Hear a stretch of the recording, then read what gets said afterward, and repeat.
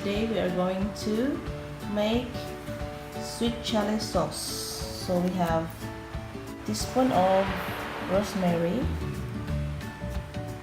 5 cloves of garlic, 20 pieces of red chili, 4 pieces of tomato.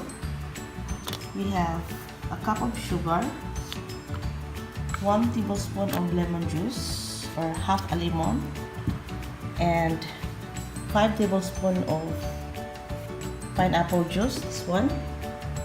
And I've got 100 ml silver swan sukang puti or white vinegar, and I'll be using 2 tablespoons of vegetable oil. Let's start.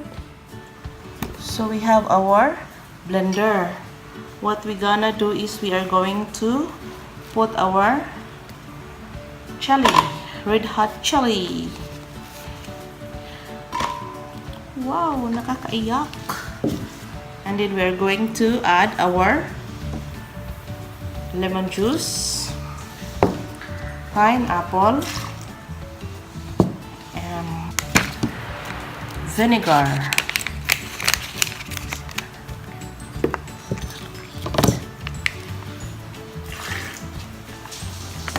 And rosemary, and the garlic,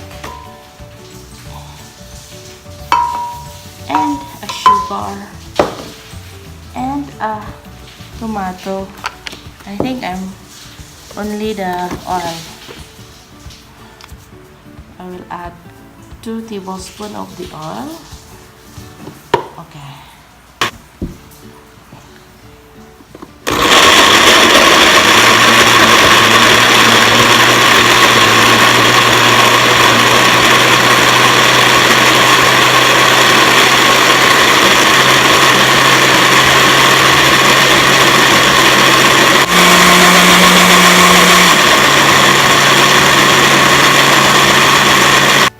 Next is we are going to simmer this one.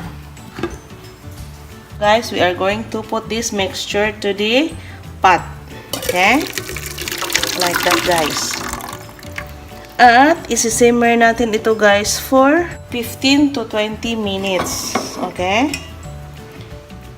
Guys, lagyan ko ng pepper, guys, ha? Pepper. Tansya lang, guys. Around a teaspoon full. Stir lang natin, guys. Sauce natin. Okay.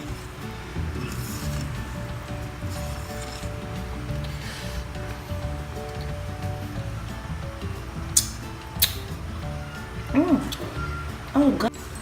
Fresh na fresh.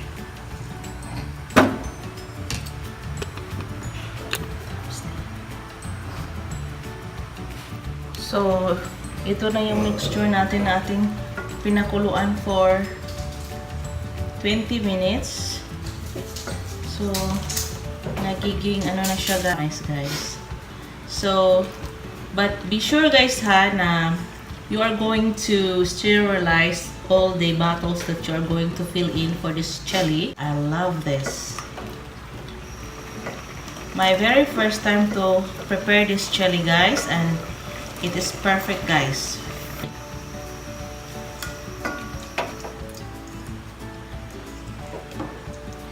Guys, I put a teaspoon of teaspoon of cornstarch, guys, to thicken the mixture, guys. Because my husband loves it. Wow. And that's our homemade sweet chili sauce, guys. Okay, I think I'm going to transfer this to my sterilized bottle. Watch.